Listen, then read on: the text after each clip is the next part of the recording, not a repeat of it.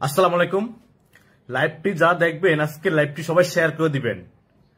আজকে লাইভটি সবাই শেয়ার করবেন বেশি করে।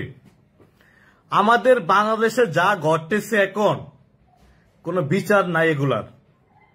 কেন বিচার হচ্ছে না এই ঘটনার? দেখুন, ছোট্ট একটি মেয়ে, স্ক্রিনে আমি ফটো দিছি এবং আরো 3টা মেয়ে মানুষের ফটো দিছি। মা, মেয়ে, নানি, মানে 3জন মিলে ছোট্ট নন্তাহা, মানে তার বয়স কয় বছর হবে? ছোট্ট মন্তাহার বয়স কয় বছর হবে? সিলেটে তার বাড়ি। এই ছোট্ট মন্তাহাকে তারা দুনিয়া থেকে বিদায় করে দিছে। মা, মেয়ে, নানি মিলে 3জন মিলে একটা ছোট শিশুকে দুনিয়া থেকে সরানোর জন্য 3জন তাদের পিছে লাগছে। এলা বুঝুন তারা কত বড় পাষাণ রোগ। তাদের বাণী কলজা একটু আঘাত লাগলো না এই ছোট্ট বাচ্চাটাকে দুনিয়া থেকে বিদায় করার জন্য। আমি জানি না তারা কেন এই কাজটা করছে।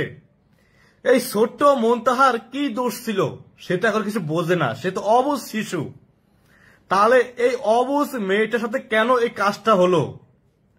আপনারা শুনলে হয়তো অবাক হবেন আজকে সম্পূর্ণ ঘটনা। এই মন্তাহা পত যে নিচে কালো ওন্না গায়ে দেওয়া দেখতেছে একটা মানে মেয়েকে, এই মেয়ের কাছে পত্ত, ঠিক আছে? তো এই মেয়ে তাকে প্রাইভেট পড়াইতো, মানে তার তো অল্প বয়স, হয়তো ক্লাস 1 কিংবা কেজিতে পড়ে, এরকমই হবে যতটুকু আমি শুনছি। আর কি করলো ওই মেয়ের মা, মন্তাহার মা বলছে যে আপনার কাছে আমরা পড়াবো না, ঠিক আছে, যে আমাদের অন্য জায়গায় আমরা প্রাইভেট পড়াবো। এই পড়াইবো না কেন? এই পড়াইবো না কেন তার কারণে মা, মেয়ে, নানি মিলে এই ছোট্ট মন্তাহাকে তারা দুনিয়া থেকে বিদায় করে দিয়েছে। মানে 7 দিন ধরে নিখোঁজ ছিল। 7 দিন ধরে নিখোঁজ ছিল। 7 দিন পরে এই মন্তাহা নিতর দেহ পাওয়া গেছে একটা ছোট পুকুরের ভিতরে। তাও আবার ওনারা কিন্তু ওখান থেকে অন্য জায়গায় পালাবে নিয়া, ঠিক আছে? 7 দিন পরে মন্তাহার নিতর দেহ পাওয়া গেছে পুকুরের ভিতরে।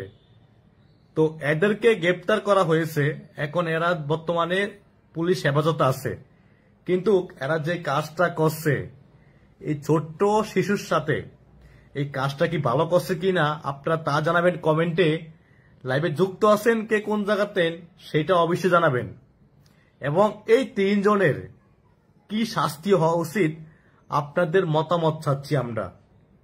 এবং আমাদের বাংলাদেশে যাতে এই ধরনের ঘটনা আর না ঘটতে পারে, কোনো মায়ের কোল যাতে খালি না হয়, যাতে এই ধরনের শিশুর সাথে কোনো মানুষ আর খারাপ ব্যবহার এবং খারাপ যাতে আচরণ নির্যাতন না করতে পারে, এরকম ভাবে ওদেরকে শাস্তি দিতে হবে, এদেরকে আইনের আওতায় এইভাবে আনতে হবে।